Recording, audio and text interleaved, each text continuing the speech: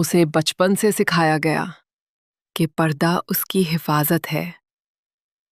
उसे बताया गया कि इज्जत सिर्फ चुप रहने में है। लेकिन किसी ने उसे कभी ये नहीं बताया कि जब इंसान के ख्वाब मरने लग जाए तो वो हिफाजत नहीं, कैद होती है। ये कहानी है आयशा की, एक ऐसी लड़की जो हर रोज सांस तो लेती थी मगर जीती नहीं थी। आयशा एक छोटी सी मासूम सी लड़की थी जिसकी आंखों में बड़े बड़े ख्वाब थे, लेकिन उसका घर उसके ख्वाबों से बहुत छोटा था। आयशा, दुपट्टा ठीक करो और सीधा घर आओ। हर रोज उसे ये महसूस करवाया जाता था कि वो एक लड़की है और लड़कियों की हद होती है। स्कूल के बाद जब दूसरी लड़कियां हंसी मजाक करती, आयशा चुपचाप घर लौट आती। क्या मैं उन जैसी नहीं हो सकती? वक्त गुजरता गया और आयशा के ख्वाब बढ़ते गए। वो टीचर बनना चाहती थी, बच्चों को पढ़ाना चाहती थी, अपनी पहचान बनाना चाहती थी। एक दिन उसने हिम्मत करके अपने अब्बू से कहा, अब्बू, मुझे कॉलेज जाना है, मैं पढ़ना चाहती हूँ। तुम्हें जितनी पढ़ाई जरूरी थी हो चुकी, ज्यादा पढ़ने से लड़कियां बिगड़ जाती हैं। ये अल्फाज सिर्फ जुमले नहीं थे, ये आयशा के ख्वाबों का गला घोट रहे थे।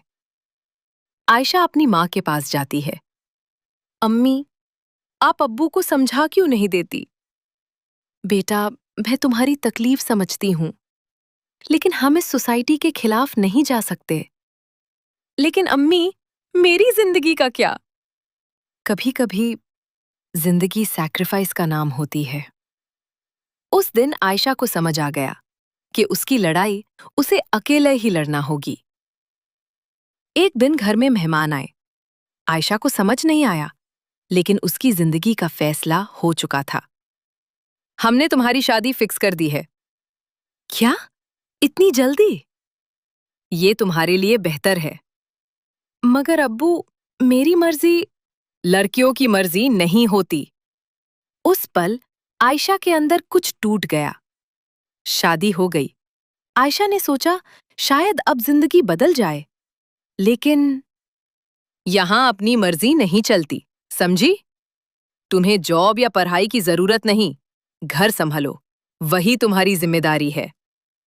नया घर, नए लोग, मगर सोच वही पुरानी। आयशा फिर से कैद हो चुकी थी। हर दिन एक जैसा होता, सुबह उठना, काम करना और रात को थक कर सो जाना। ना कोई खुशी, ना कोई अपनायत। एक रात आयशा ने अपनी पुरानी डायरी निकाली। क्या मैं सिर्फ एक जिम्मेदारी हूं? क्या मेरी कोई पहचान नहीं? उसकी आवाज टूट रही थी। एक दिन जब घर में कोई नहीं था, आयशा ने मोबाइल उठाया और ऑनलाइन कोर्सेज सर्च करने लगी। उसका दिल जोर जोर से धड़क रहा था। शायद अभी भी देर नहीं हुई। उसने चुपके से एडमिशन ले लिया। अब हर रात सबके सो जाने के बाद वो अपने ख्वाब जीने लगी। एक दिन शौहर ने उसे पढ़ते हुए देख लिया। ये सब क्या हो रहा है? ये मेरी जिंदगी है। तुम्हें इजाजत किसने दी? मैंने खुद को दी। पर्दा मेरी इज्जत है, लेकिन मेरी कैद नहीं। मुझे जीने का हक है, अपने ख्वाब पूरे करने का हक है।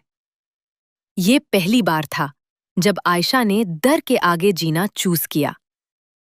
हर पर्दा कैद नहीं होता, लेकिन जब किसी की पहचान छीन ली जाए तो वो पर्दा जुल्म बन जाता है। औरत को सिर्फ हिफाजत नहीं, अपनी पहचान और आजादी भी चाहिए होती है।